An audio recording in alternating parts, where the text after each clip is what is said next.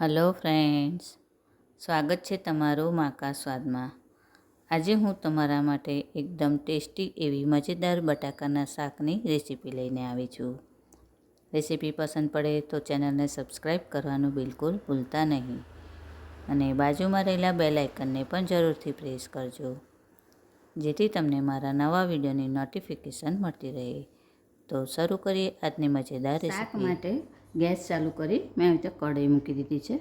એની અંદર આપણે 2 ટેબલસ્પૂન જેટલું તેલ એડ કરીશું।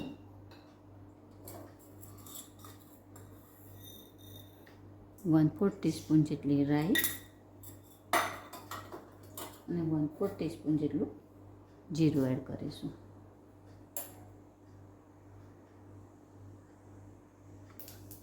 રાઈ અને જીરું આપણા તતળી ગયા છે। તેની અંદર 2 સૂકા મરચાં, 1 તમાલપત્ર, 2 લવિંગ અને 1 તજનો ટુકડો એડ કરીશું અને સાથે જ 1 નાની ડુંગળીને મેં આજે સમારી લીધી છે તે એડ કરીશું।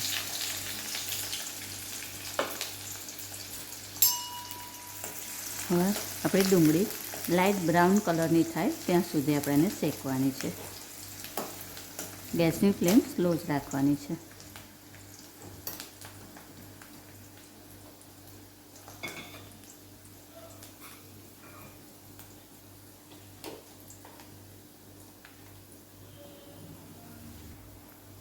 ડુંગળી આપણી શેકાઈ ગઈ છે।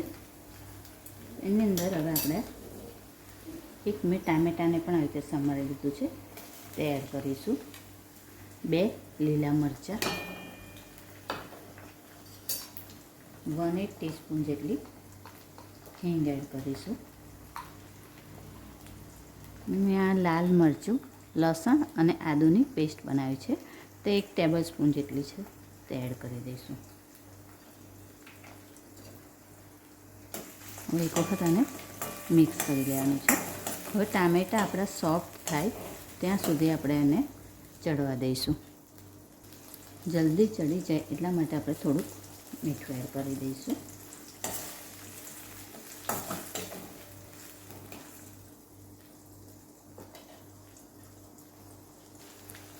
ટામેટાં આપણા સોફ્ટ થઈ ગયા છે।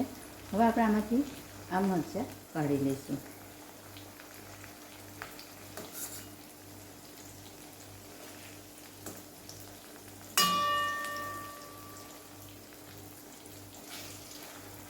હવે એમાં મસાલા કરી દઈશું।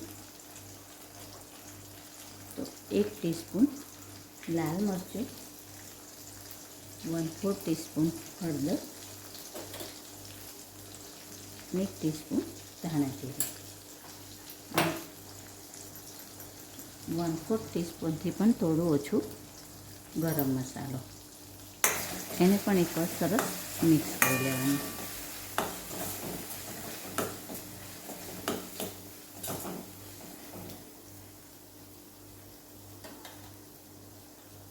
હવે એમાં 1 ગ્લાસ આપણે પાણી એડ કરીશું અને પાણીના ભાગનું મીઠું।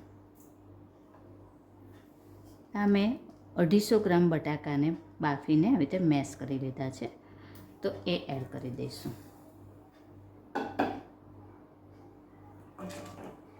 ફરીથી એકવાર સરસ મિક્સ કરી લેવાનું।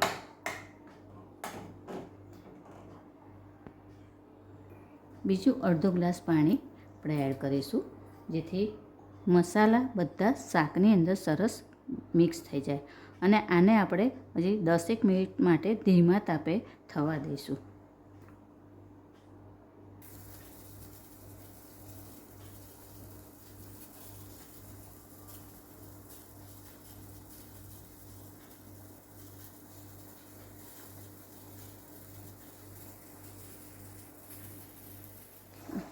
શાકનો રસો સરસ હવે ઘટ થઈ ગયો છે।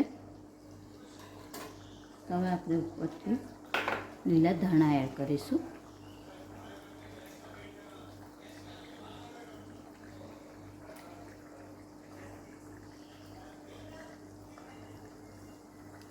એક વખત સરસ મિક્સ કરીને હવે ગેસની ફ્લેમ આપણે બંધ કરી દઈશું અને એને સર્વ કરીશું. હવે જે આપણે આ મરચાં કાઢી લીધા હતા તેની ઉપર આપણે મૂકી દઈશું. તો તૈયાર છે આપણું એકદમ મજેદાર બટાકાનું શાક. ફ્રેન્ડ્સ, આવી જ બીજી અવનવી રેસીપી જોવા માટે મારી ચેનલને જોતા રહો, લાઈક અને શેર કરતા રહો. ચાલો ત્યારે ફરી મળીશું એક નવી રેસીપી સાથે. ત્યાં સુધી હેપી કુકિંગ. Thank you.